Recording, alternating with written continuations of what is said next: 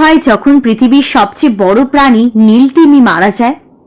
বলা হয়ে থাকে যে নীল তিমি নিজের মৃত্যুর আভাস আগে থেকেই পায়, আর এজন্য নিজের আবাসস্থল থেকে গভীর সমুদ্রে সবটুকু শক্তি দিয়ে শত শত মাইল পাড়ি দেয়।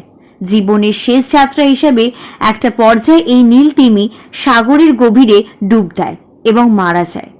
এটাকে বলা হয় হোয়েল ফলস। পর্যায়ক্রমে নীল তিমির শরীর শার্ক এবং ইলফিশ খেয়ে ফেলে। কিছু মাস পরেও পড়ে থাকা হাড়ে কিছু মাংস থাকে যা ছোট সামুদ্রিক প্রাণীরা খায়। তারপরে আসে জম্বি ওয়ার্মস নামক এক প্রকার সামুদ্রিক প্রাণী, যারা তিমির হাড়ে এক ধরনের অ্যাসিড ছড়িয়ে দেয় যা প্রোটিন রিলিজ করে।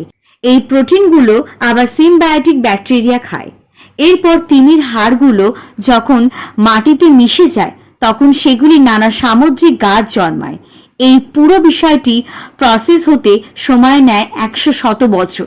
আর এজন্য বলা হয় তিমি ঠিকই মারা যায়, কিন্তু জীবন দিয়ে যায় শত শত প্রাণীকে।